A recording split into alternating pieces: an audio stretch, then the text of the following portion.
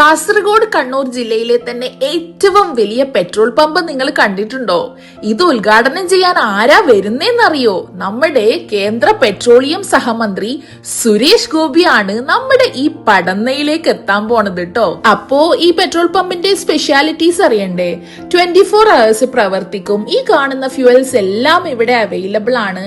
മാത്രല്ല ഇത്രയും വലിയൊരു പെട്രോൾ പമ്പ് ഞാൻ ആദ്യമായിട്ടാണ് കേട്ടോ കാണുന്നത്. പക്ഷെ ഞാൻ യൂറോപ്യൻ കൺട്രീസിൽ കണ്ടിട്ടുണ്ട്. ഒരേ സമയത്ത് തന്നെ 8 വണ്ടികൾക്ക് ഇവിടുന്ന് ഫ്യൂവൽ ചെയ്യാൻ സാധിക്കും ട്ടോ. അതുകൊണ്ട് തന്നെ വലിയ വെയിറ്റിംഗ് പീരീഡ് ഉണ്ടാവില്ല. പിന്നെ നൈട്രജൻ സ്റ്റേഷൻ ഉണ്ട്, എയർ സ്റ്റേഷൻ ഉണ്ട്.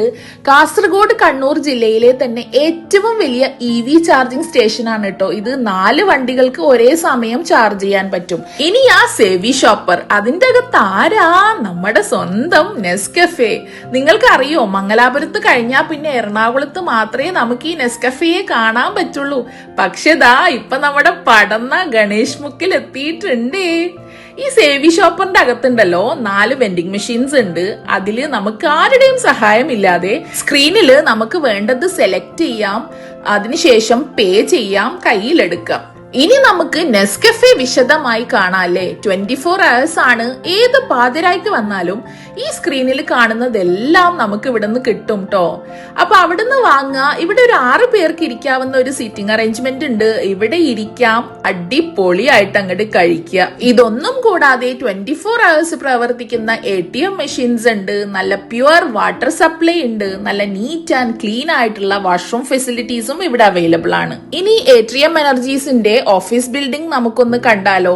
നല്ല അടിപൊളി വലിയ ബിൽഡിംഗ് ആണ് കേട്ടോ. ഗ്രൗണ്ട് ഫ്ലോറിൽ സ്റ്റാഫിനൊക്കെ ഇരിക്കാൻ പറ്റുന്ന ഒരു സ്പേസ് ആണ്. പിന്നെ എഞ്ചിൻ ഓയിൽസ് ഒക്കെ സ്റ്റോർ ചെയ്തിട്ടുണ്ട്. മുകളിലത്തെ ഫ്ലോറിൽ ആദ്യം തന്നെ എൻട്രി ചെയ്യുന്നത് ഒരു വലിയ സ്പേഷ്യസ് ആയിട്ടുള്ള ഒരു ഹാളിലേക്കാണ്.